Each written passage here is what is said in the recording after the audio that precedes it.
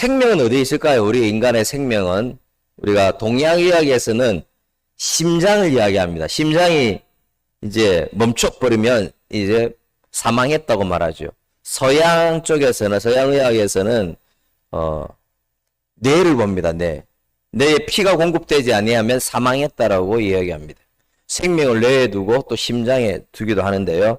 성경은 뭐라고 할까요? 성경은 사랑의 생명의 근원이 그렇지 않다고 이야기하죠. 잠언 4장 23절 한번 다 같이 읽어봅니다. 모든 지킬 만한 것 중에 더욱 내 마음을 지키라. 생명의 근원이 이에서 남니라. 생명의 근원이 어디에서 난다고요? 마음이죠. 그래서 우리의 생명의 근원은 뇌도 아니고 심장도 아니고요. 마음이라고 하는 거죠. 그래서 사단은 우리에게 노리는 것은 사실상 하나밖에 없습니다. 마음입니다.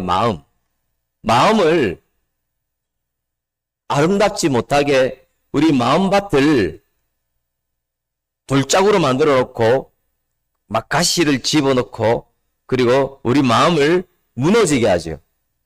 그래서 마음을 너무나도 중요한데 우리가 마음을 적에게 뺏기면 노예의 삶이 되는 것이고 마음을 악한 적에게 뺏기지 아니하면 우리는 자유함을 누리는 인생을 살 수밖에 없습니다. 마음을 돈에 뺏겨버립니다. 그럼 돈의 노예입니다. 돈에 뺏기지 아니하면 자유하게 되는 것이죠. 마음을 욕망에 뺏겨버립니다. 그럼 욕망으로 가는 겁니다. 욕망의 노예가 될 수밖에 없습니다. 제가 한 번씩 얘기하는데 금요일 저녁이 되면 새벽 3시, 4시까지 노래방에서 주변에서 얼마나 많이, 왜 그럽니까? 마음이 쾌락으로 가득 차 있어서 쾌락을 추구하는 거예요. 그래야 마음이 회복된다고 생각을 하는 것이죠. 그래서 우리가 살고 있는 우주라고 그러죠. 세 부분으로 나눠져 있습니다. 첫 번째는 우리가 살아가는 세상입니다. 사람들이 살아가는 세상. 근데 우리는 예수 믿는 사람이라서 세상적으로 살면 안 되죠. 세상적으로 살면 특징이 나타나는데 불안합니다. 불안해. 두렵습니다.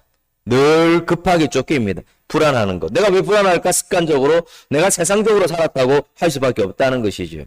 두 번째 어떤 게 있을까요? 마귀가 지배하는 세상입니다. 마귀가 지배하면 지옥이 됩니다. 저는 이런 경우도 많이 봤습니다. 집 안에 수억의 재산이 있습니다. 10억, 한 달에 수입도 많습니다. 그런데 그 집은 지옥입니다. 지옥. 그리고 요즘 결혼 지옥이라는 프로도 방영되지만 마귀가 지배하면 지옥이죠. 여러분 100억, 1000억 있어 보십시오. 하나님이 주인 되지 못하고 마귀가 지옥하면 그 가정은 지옥이 되는 겁니다. 내가 가는. 여러분 중에 그런 분 없겠지만 배우자하고 같이 사는데 지옥이야 이게. 이처럼 괴로운 게 없어요 이게. 그래서 마른 떡 조각 하나 먹어도 마음이 천국이 되어야 되는데. 세 번째 지배하는 세상이 있죠. 하나님이 지배하고 다스리면 그것은 무조건 천국이 됩니다. 여러분의 마음에 하나님이 여러분의 마음을 다스리면 여러분의 마음이 천국이 되는 줄 믿습니다. 가정이 왜 삐끗어갈까요? 역기능적인 문제가 쌓일까요? 하나님이 주인이 아니에요. 하나님이 가정을 지배하지 않고 그 목소리 큰 사람이 지배하고 있다고. 가정이 천국이 되지 못한다는 것이죠. 그래서 100만 대군을 물리치는 것보다 자기 마음을 물리치는 것이 더 어렵다라고 이 고전에서 제가 얼마 전에 본 내용인데 맞는 것 같아요. 마음을 이게 가다듬는 것이 힘든 거예요. 그래서 여러분 공부 잘하는 사람, 못하는 사람 막 이런 거 해요. 저도 공부를 못했다가 이제 잘하게 된 케이스인데 공부를 못하는 사람은 이제 10시간이 주어져도 시작 시간이 안 돼요, 잘. 내가 공부를 하려고 하는데, 이제 휴대폰 한번 보고, 유튜브 한번 보고, 공부를 하려고 하는데, 물이 먹고 싶다. 공부를 하려고 하는데, 배가 고파서 우유 먹어야 되겠다. 더 고프네. 공부를 해야 되겠다. 라면 끓여 먹어야 되겠다. 그런다니까요, 여러분. 그러다가 공부 못 하는 거예요, 그럼. 이게 왜 그럴까요, 여러분? 마음이에요, 마음. 마음이 지금 힘든 거예요. 그리고 마음이 다스려지지 않은 거예요. 마음이 불안한 거예요. 그러니까 뭐예요? 그러다가 결국 이제 안 하고 막 하려고 하다가 이제 그냥 졸다가 그냥 아침이 되어버렸죠. 큰일 났다. 공부 못하는 학생들의 습성입니다, 이게. 그래서 내가 뭘 하려고 하는데 잡히는 게 너무 중요해요. 맞잖아요. 내가 이걸 하려고 하는데 안 잡혀. 막 생각하고 고민하다가 시간 다 흘려가는 경우가 많아요. 하나님은 그런 마음을 절대 주지 않습니다, 여러분. 영적으로 말하면 사단은 그런 마음을 주는 거예요. 여러분 집중 못하게 해요. 내가 이걸 해야 되는데 이게 30분이면 끝나는데 미루고 연기하고 또 하기 싫게 만들고 결국 해야 되는데 그러다가 미루다가 나중에 막 급하게 하다가 오히려 역효과가 나고 이런 경우가 많죠. 마음입니다, 마음. 그래서 잠언 16장 32절 우리 다 같이 읽어볼까요? 자기의 마음을 시작. 자기의 마음을 다스리는 자는 성을 빼앗는 자보다 나으니라. 이렇게 말하고 있다는 거예요. 그러니까 이거는요, 뭐 10억 이상을 빼앗는 것보다 낫다는 이야기예요. 그렇게 마음이 중요한 거예요, 이 마음이. 그래서 오늘은 마음에 대해서 말씀을 전하는데 관계적인 것들에 대해서는 말하지 않습니다. 그럼 시간이 너무 많이 걸리니까 5회에 오시면 관계에 대해서도 말할 겁니다. 조금은 말할 건데 또 사람과의 관계가 너무나도 중요하거든요. 관계가 안 되면 지옥이라고 해요, 여러분. 내 마음에 병이 들어요. 그래서 제가 호르몬에 대해서 이야기할 건데요. 제가 상담으로 저는 라이센스도 받고 석사를 받았어요, 여러분. 잘 모르셨죠? 상담으로. 이걸 써먹어야죠, 그죠? 써먹어야 되잖아요. 그래서 여러분에게 호르몬 이야기를 할 건데 저는 힘들게 배웠지만 여러분은 이해하기 쉽게 제가 호르몬에 대해서 이야기할 겁니다. 왠지 아십니까? 마음은 호르몬과 관리가 연관이 있어요. 마음 관리 잘할 때 호르몬이 움직여요. 그걸 아셔야 됩니다. 우리 몸에 중요한 호르몬이 분비된다고요. 마음이 건강할 때. 그래서 우리 호르몬을 좀 알아야 돼요. 그래서 호르몬에 대해서 제가 말씀드립니다. 뭐 호르몬에 대해서 말하면 이상하다 할 수 있는데 아마 제가 쉽게 이야기하면 여러분 호르몬에 대해서 어느 정도는 알 수 있습니다. 첫 번째 뭐가 있느냐? 엔돌핀. 엔돌핀은 기쁨에 대한 호르몬인데 염증을 치료합니다. 항암작용을 합니다. 또 어떤 호르몬이 있죠? 두 번째 호르몬 세로토닌. 세로토닌은 무조건 평안. 세로토닌이 분비되면 평안하게 합니다. 또 중요한 호르몬이 있습니다. 도파민. 쾌감입니다. 쾌감. 도파민. 네 번째 또 중요한 호르몬이 있죠. 옥시토신. 사랑을 느낄 때. 이걸 느껴야 돼요, 여러분. 사랑의 극치를 느끼게 하는 호르몬이죠. 또 제일 중요한 호르몬이 있습니다, 여러분. 뭘까요? 다이돌핀인데 감동받을 때 나오는 호르몬이에요. 그래서 여러분이 말씀에 은혜 받고 감동받을 때 나오는 호르몬은 엄청난 역사. 이건 엔돌핀의 4000배거든요. 이 다이돌핀이 중요한 이유가 뭔지 아십니까? 이런 경우가 있어요. 이 사람이 안 말기인데 갑자기 나온 경우가 있어요. 다이돌핀입니다. 다이돌핀. 그래서 중요한 거예요. 모든 형태의 어떤 형태의 암도 하루아침에 낫게 한다. 다이돌핀 호르몬이 분비되는 거죠. 이게 감동인 거예요. 감동. 만약에 아내가 배우자가 서로 감동 주면 역사가 일어나는 것이죠. 옆에 있는 사람이 감동 주는 거예요. 말씀 준비하는 사람도 중요해요. 은혜 주고 감동 주면 역사가 일어나는데 그래서 다이돌핀이 중요한 이유는 모든 괴로움, 죽음의 고통에서도 벗어나게 하는 호르몬이에요. 다이돌핀이 제일 중요해요. 그래서 여러분 세 가지만 기억. 일단 두 가지 외우기 쉽게 이야기해 줄게요. 엔돌핀은 무조건 뭐라고? 기쁨. 이걸 외울 수 있어요.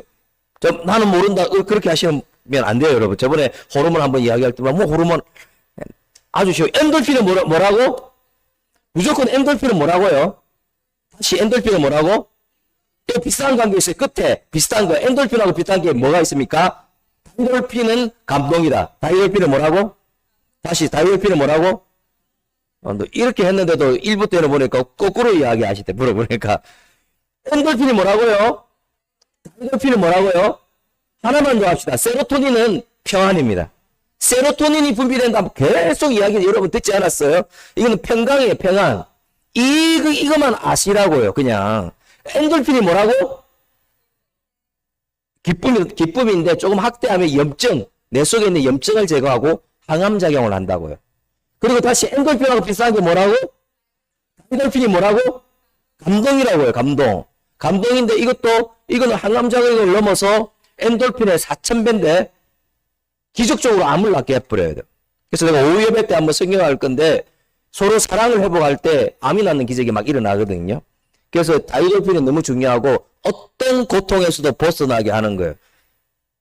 그리고 셋째로 시작하는 건 뭐라고 했습니까?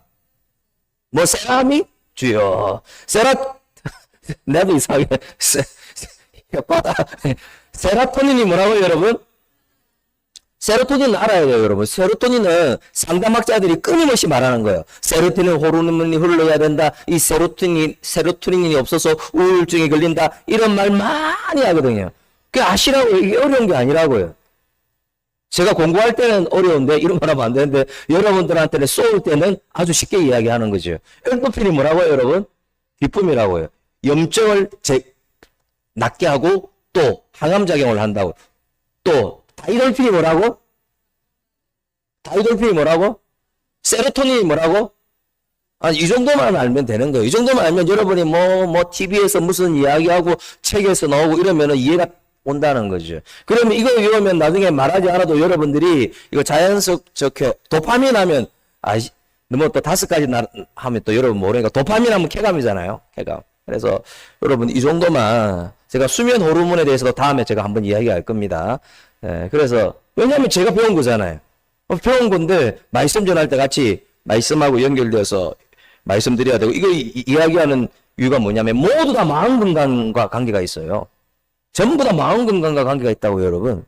마음이 건강하면요, 여러분 엔돌핀이 분비돼요. 마음이 감동받으면요, 다이돌핀이 분비된다고요, 여러분. 마음이 기쁘면요, 세로토닌이 분비된다고요. 병이 나아버려요, 여러분. 혈압도 내려가 버립니다. 혈압도 정상화돼 버립니다. 암세포가 막 떠나가는 역사. 여러분 중에 기쁨의 호르몬, 평안의 호르몬, 감동의 호르몬이 분비되므로 말미암아 여러분 속에 있는 암세포가 떠나가는 역사가 일어날 수 있길 바랍니다. 여러분 얼마나 좋아요, 여러분. 그래서 우리가 마음을 말할 때 마음의 정원이라고 했는데 마음의 정원은 뭘까요? 마음의 정원을 가꾸기 위해서는 첫 번째 말씀의 즐거움이 있어야 됩니다. 자, 몇 절이죠? 시편 110편 16절 주의 율례들을 다 같이 시작. 율례들을 즐거워하며 주의 말씀을 잊지 아니하리이다. 이게 무슨 말이냐면 불만에 차서 말씀을 읽고 지키는 것이 아니라 시편 기자가 너무 말씀 자체가 기쁨이 되고 즐거움이 되고 말씀 때문에 행복한 거예요. 가슴이 두근거리고. 여러분 사실상 말씀이 여러분의 인생이 즐거움이 되고 기쁨이 되면 게임이 끝나는 거예요. 저는 그렇게 되면요 절대로 여러분의 마음의 정원이 아름답게 가꾸어짐으로 말미암아 절대로 우울증에 걸리지 않습니다. 정신질환에 빠지지 않습니다. 말씀이 기쁘고 말씀이 즐거움이 된다고요, 여러분. 말씀 듣는 것도 기쁨이고 즐거움이고요. 이게 때문에 내가 설레인다는 거죠. 그러면 왜냐면요. 왜 정신질환에 걸리지 않느냐? 말씀은 여러분 따라합시다. 말씀은 치료제입니다. 시작. 말씀은 치료제입니다. 말씀이 치료제거든요. 그렇게 되는 것이죠. 근데 이 말씀이 괴롭다, 보기 싫다 이러면 말씀이 우리에게 치료제가 되지 못합니다. 절대로.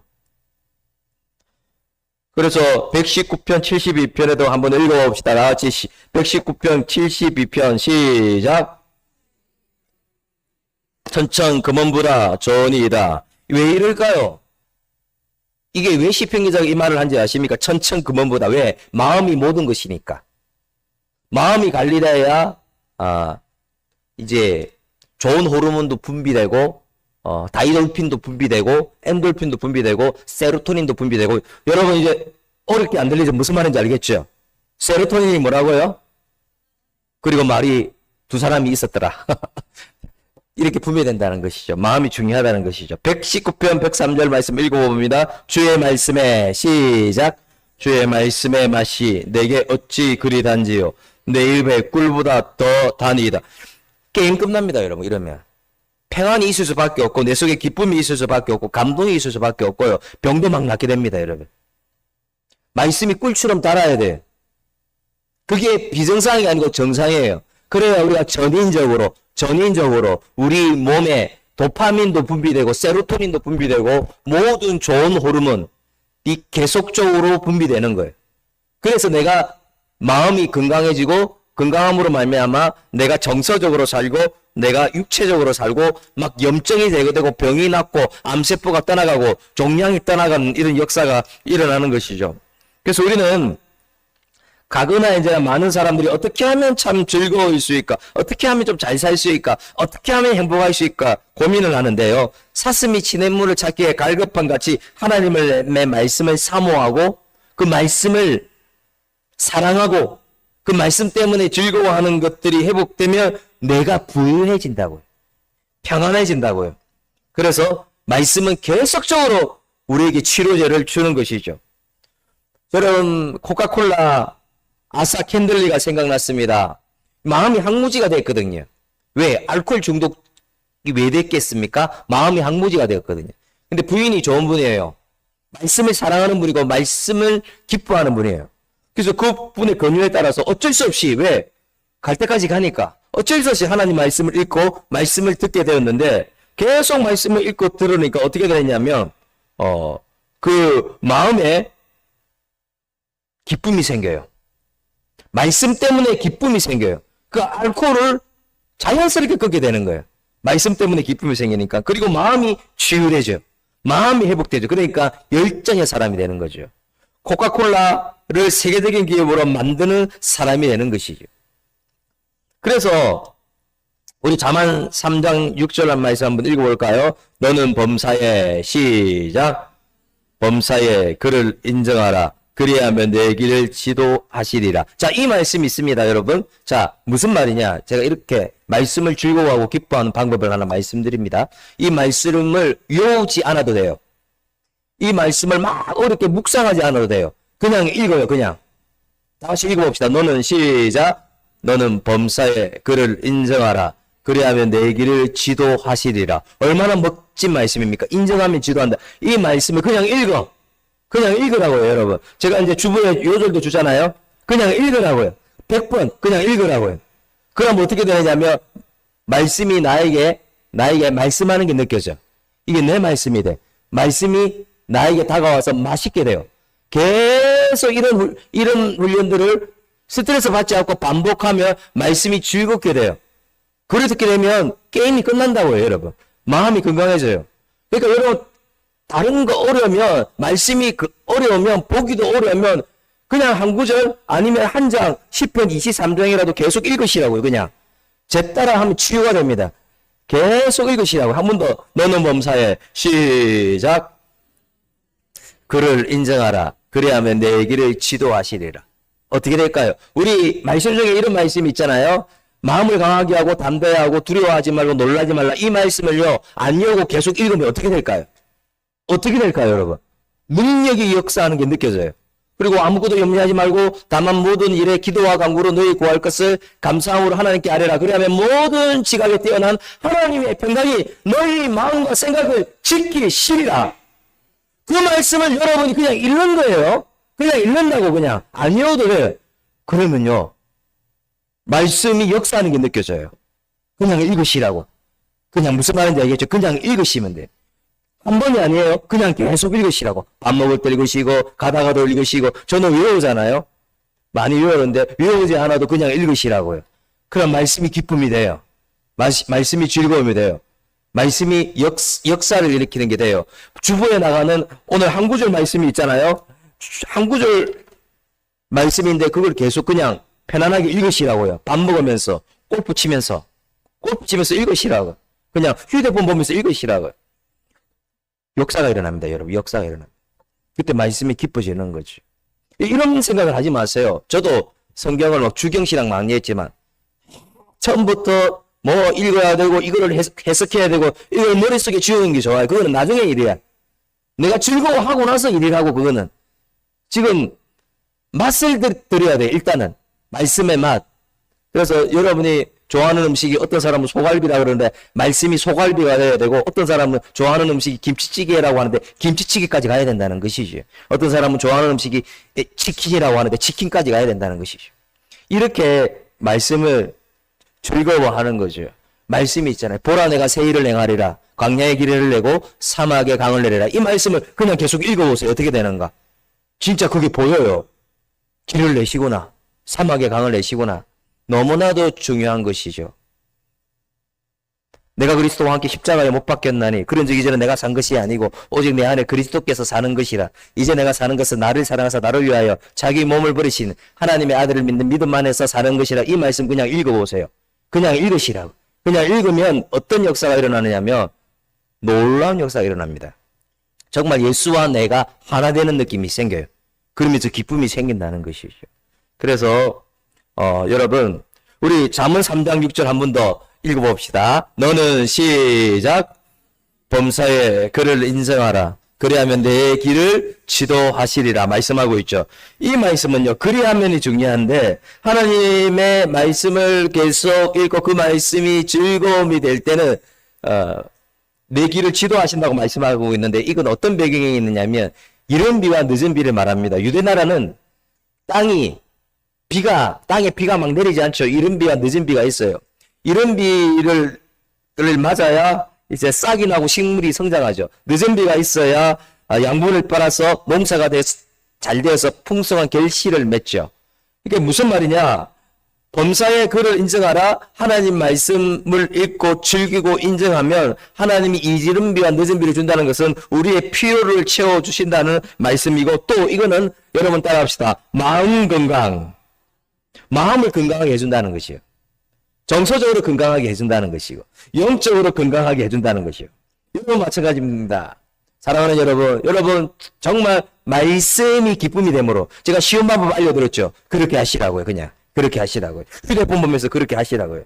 그래서 여러분 말씀이 기쁨 되므로 마음 건강을 회복함으로 말미암아 엔돌핀 여러분 마음속에 기쁨의 호르몬이 흐르고 그리고 다이돌핀 감동의 호르몬도 흐르고 세로토닌 평안의 호르몬도 여러분 마음속에 흘러넘칠 수 있기를 주의 이름으로 축원합니다.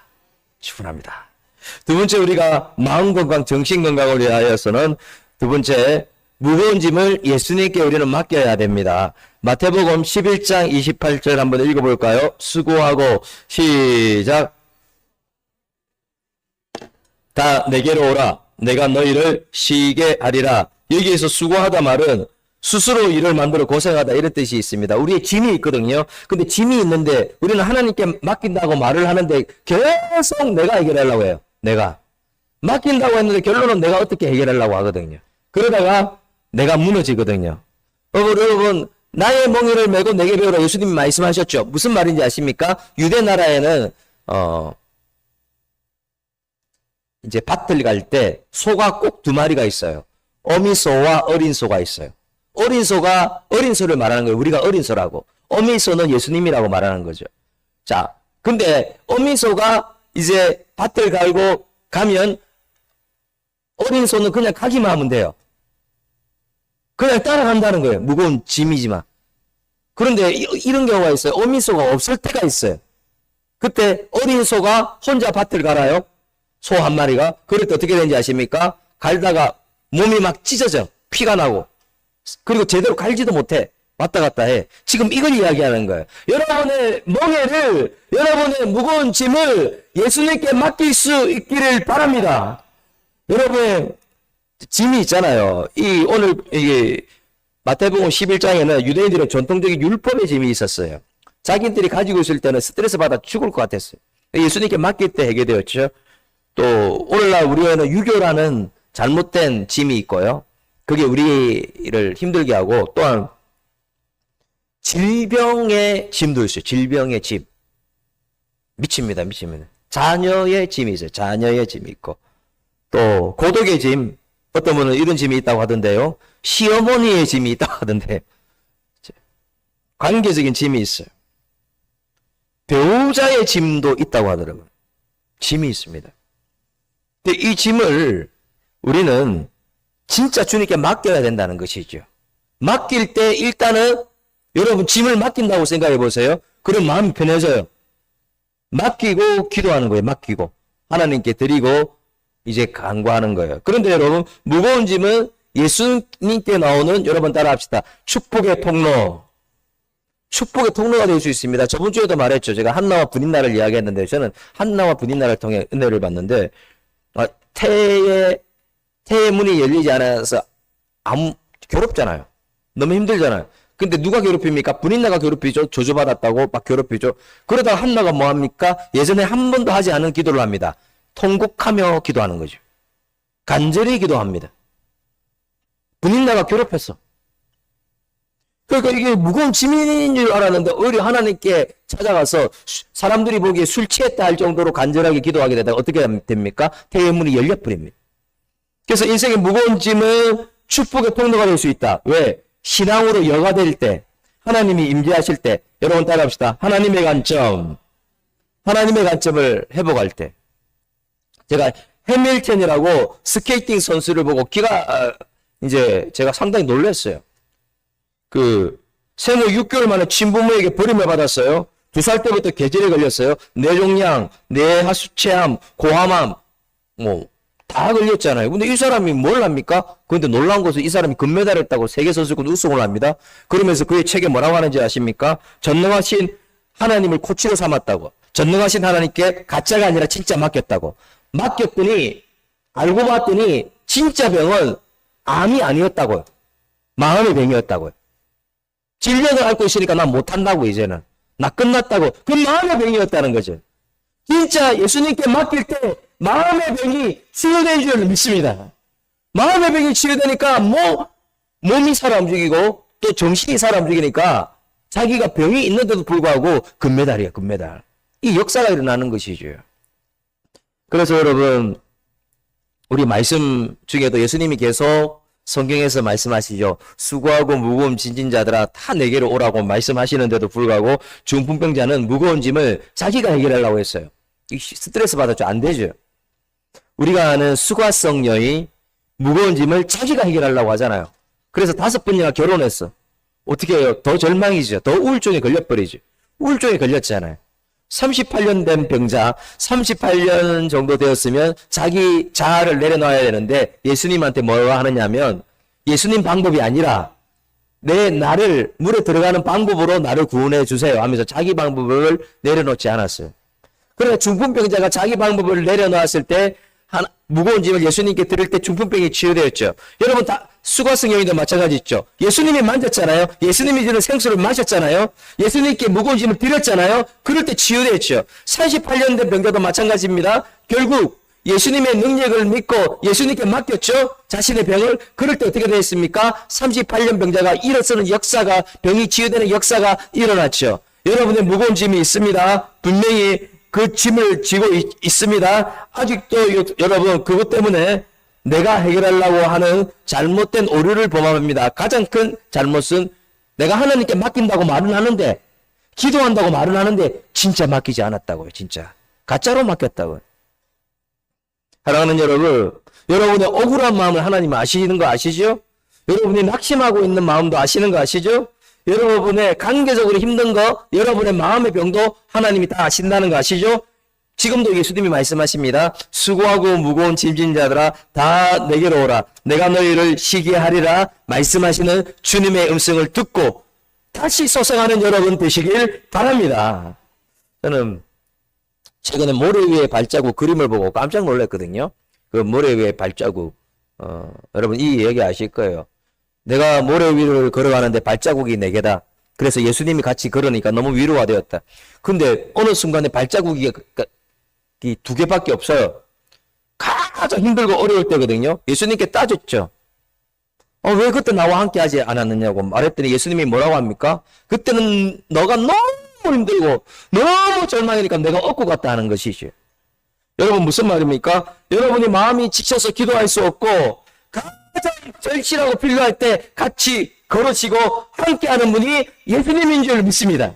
걷지 못하면 업어서라도 여러분을 인도하는 분이 예수님이라는 사실을 믿는 여러분 되시길 주의 이름으로 축원합니다.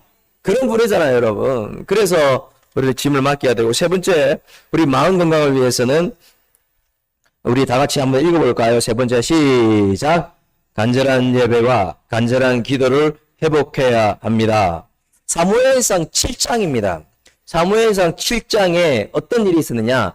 블레셋이 철병구로 무장하고 쳐들어왔습니다. 이때 이스라엘 백성들은 농기구밖에 없었어요. 아무 전쟁을 못해요. 그냥 공격하는 게 아닙니다. 곡식을 약탈하고 땅을 빼앗아가고 막 밭을 불로 태워버리고 극심한 박해를 합니다. 이거 극복을 할 수가 없어요. 지금은 뭐 했느냐? 빨리 이들은 맞짱을 떠야 돼요. 빨리 막아야 돼. 근데 그걸 하지 않고 어떻게 보면 미련한 일을 합니다. 사무엘상 7장 9절 우리 다 같이 한번 읽어볼까요? 시작. 어린 양 하나를 가져다가 온전한 번제를 여호와께 드리고 이스라엘을 위하여 여호와께 부르짖음에 여호와께서 응답하셨더라. 번제를 드리고 부르짖어 기도했다. 무슨 말이냐면 간절하게 예배드리고 간절한 기도를 했다. 적군이 코앞에 있는데 여러분 온전한 번제 부르짖는 기도를 하니까 다시 말하지만 간절하게 예배하고 기도 드리니까 어떤 역사가 일어나느냐면 이들이 블레셋이 쳐들어와서 먼저 마음을 공격했거든요. 마음이 다 무너졌거든요. 뼈처럼 녹았거든요. 뼈처럼 녹았던 마음이 치유됩니다. 마음이 회복이 됩니다.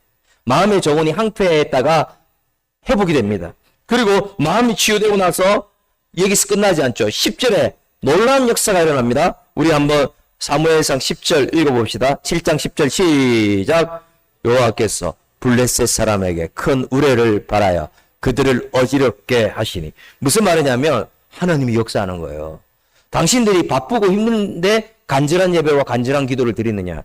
하나님이 역사하는 거예요. 뼈처럼 녹았던 마음을 치유해주고 그 다음에 전쟁에서 승리하게 하는데 이거 우레를 발해서 자기들끼리 놀래서 어지러워서 자기들끼리 그냥 죽게 만들어요. 이 하나님의 역사 아닙니까 여러분? 우리는 예배를 무시합니다. 때로는 기도하는 것도 무시합니다. 근데 하나님이 가장 좋아하는 것은 간절한 예배와 간절한 기도입니다. 예배와 간절한 기도를 회복함으로 충만한 은혜도 경험함으로 말미암아 여러분의 마음의 병, 만성적인 스트레스도 치유되고 영적 전쟁에서도 승리하는 여러분이 되었으면 좋겠습니다. 제가 이제 선교를 갔는데 이렇게 많이 갔어요. 제가 고신대에서 연락이 왔어. 학생들을 데리고 이제 선교로 가라. 후쿠오카로 가라고.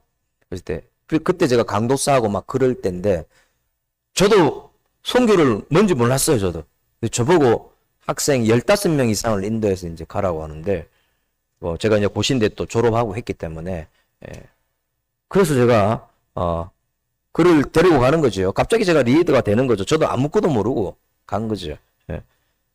가서 보니까 숙박할 곳이 없어요. 그냥 작은 교회에서 잠을 자야 되는 이런 상황. 똑같이 그들과 설거지하고 식사도 한 번 하고 모두가 경제적으로 또 힘든 상황인데 또 돈을 누가 훔쳐가 버렸어. 누가 돈 잊어버려 버렸어. 그거 없으면 안 되거든요. 그리고 음식을 막 준비한다는데 다 그냥 잘못 준비해서 막 썩어버렸어. 이게 뭐 빈털터리가 된 거예요. 아무 희망이 없는 거예요.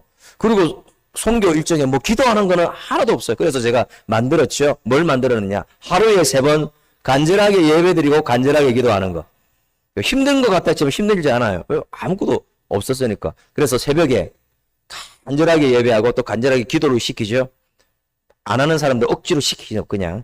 그리고 우리가 뭐 전도하고 선교하고 와서 다시 들어와서 또 뭐 합니까? 예배드립니다. 예배드림이 기쁨 된다. 예배드림 능력 된다고 말씀 전하고 또 막 기도하니까 기도가 폭발적으로 일어나는 거예요. 왜냐하면 우리 힘들잖아요. 지금. 돈 없잖아요. 뼈 없잖아요. 그리고 언어도 안 통하잖아요. 그냥 기도하는데 폭발적인 기도가 일어나는 거예요. 간절한 기도가 회복되는 거예요. 전혀 기도 안 하는 학생도 기도하는 걸. 그 선교주의에서는 놀라운 일이 일어납니다. 이렇게 없으면 아무것도. 그러다가 이제 저녁에 또 하는 거죠. 저녁에 자기 전에 할 때 막 그냥 막 이제는 막 눈물이 나오는 거예요.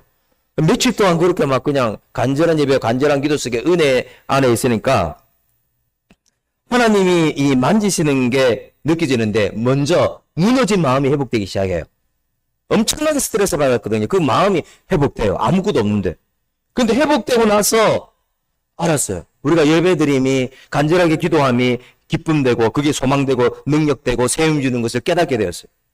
그 깨닫고 나서 마음이 하나 돼서 간절한 기도를 회복하는데 이제 손잡고 기도하게 돼요. 자연스럽게. 손잡으로 안 해도 손잡고 기도하게 돼요. 그냥 막 서로를 위해 기도하게 되는 거예요. 자연스럽게. 그렇게 회복되니까 어떤 일이 일어나느냐면 선교하기 전에 이전에 만성적인 마음의 병이 있던 사람들이 막 치유가 되는 거예요. 마음의 병이. 막 우울증이 있던 그런 사람들이 막 낫는 역사가 일어나는 거죠. 여기서 끝나지 않죠. 잠자리가 너무 힘들었는데 이상하게 잠자리 바닥이 천국 같아요. 이게 왜 그럴까요, 여러분? 간절하게 기도하니까 하나님의 영이 움직이니까 모든 게 달라지죠. 꼭 우리가 돈이 없었는데 한 무명의 집사님이 전액을 지원하는 거예요. 선교에 필요한 전액을. 다 기적이지. 그리고 우리가 코리안 타임즈 때 우리가 지원한 돈도 있고 해서 코리안 타임즈 때 일본인들을 초청해서 예배 드리는데 40명 이상이 예수님을 믿는 역사가 일어난 줄 믿습니다. 그래서 간절한 예배와 하나님 앞에 간절함을 회복할 때는요, 이게 은혜입니다. 그래서 우리는 간절하게 기도할 그 타이밍이 너무 중요해요. 하나님이 여러분 삶에 모든 것을 내려놓고 기도할 수 있는 타이밍을 주셨다는 것은 은혜의 기회입니다. 그거를 사산시키지 말고 순종할 수 있는 여러분이 되었으면 좋겠습니다. 그거 주셨어. 우리 집안에 파산이 생겼어. 간절한 기도의 통로를 주셨어. 병이 들게 했어. 암 진단을 받았어. 뭔가 이 문제가 크게 왔어. 이거 간절하게 기도할 통로를 주셨어. 그때 우리는 움직이셔야 된다는 것이죠. 간절하게. 하나님이 역사하죠. 제가 이제 컨퍼런스 가서 이제 목회 상담학 교수하시다가 은퇴하신 분을 만났습니다. 완전히 상담의 전문가죠. 근데 이분이 뭐라고 하느냐, 말씀하느냐면, 가족 치료하고 다 했지만, 자신이 내린 결론은 이거예요.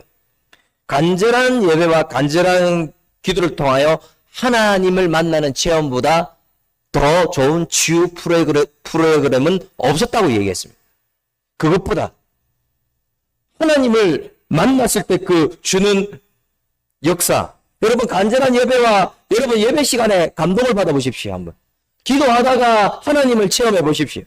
예배와 간절한 기도를 통해 하나님을 체험하면 마음이 치유되는데, 다시 말합니다.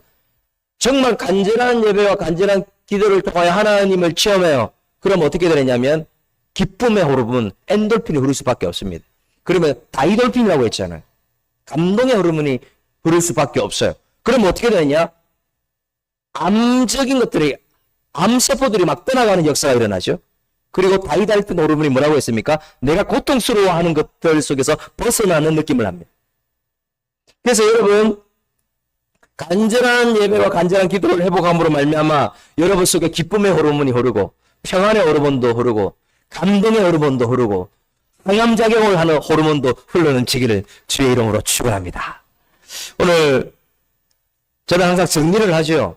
제가 정리를 하는 이유는 정리를 하니까 좋다고 해서, 정리를 하는 게 좋을 것 같아서. 마음의 정원을 아름답게 가꾸기 위해서 어떻게 해야 될까요? 첫 번째, 마음의 말씀이 즐거움이 되어야 됩니다. 다시 말하면 말씀이 맛있어야 돼요, 여러분. 말씀이 기쁨이어야 돼요. 그러면 마음이 건강해져요. 마음이 옥토밭이 되죠. 제가 이제 10년 동안 우울증을 앓았다가 고생한 분을 알아요. 막 일반 병원, 뭐 종합병원, 서울 다 갔다 왔어. 치유가 안 돼. 근데 완전히 약을 끊고 회복됐대요. 근데 그분의 말씀을 듣다가 제가 또 체험을 했어요. 뭐라고 하는지 아십니까?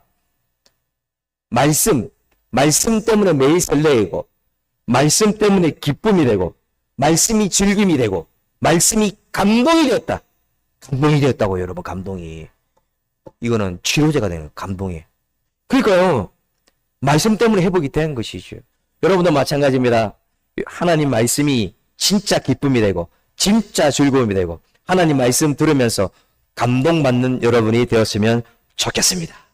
그렇게 될 때 치료제가 되죠. 세 번째, 간절한 예배와 간절한 기도를 회복해야 됩니다. 다시 말하지만 블레셋 군사가 쳐들어왔을 때 이들이 기도할 시간이 전혀 없었습니다. 근데 이들이 온전한 번제와 부르짖는 기도, 이게 보니까 지속적이었어요. 왔다 갔다 안 했다고요. 불규칙적인 곳에 하나님이 역사하지 않습니다. 규칙적으로 온전한 예배와 부르짖는 기도를 할 때 이들이 먼저 어떻게 됐습니까? 블레셋이 쳐들어와서 무너진 마음이 어떻게 됐습니까? 회복이 되는 거예요. 뼈처럼 놓았던 마음이 간절한 기도를 통하여 하나님을 만나는 체험을 하니까, 제가 방금 말한 고신대 학생들이 너무 힘드니까, 절망적이니까 간절한 기도 통해서 눈물을 흘리며 하나님을 만나는 체험을 할 때 회복된 것처럼 그들이 마음이 회복되죠. 마음이 회복되면 제가 말했죠. 어떤 호르몬이 흐릅니까? 기쁨의 엔돌핀이 흐릅니다. 기쁨의 호르몬, 세로토닌, 마음의 평안을 주는 거죠. 걱정이 떠나가는 것이죠. 그리고 옥시토신이 분비됩니다. 하나님의 사랑의 극치를 경험하는 것이죠. 그리고 다이돌핀이라고 했죠. 하나님이 주시는 감동이 흘러넘치게 되는 것이죠.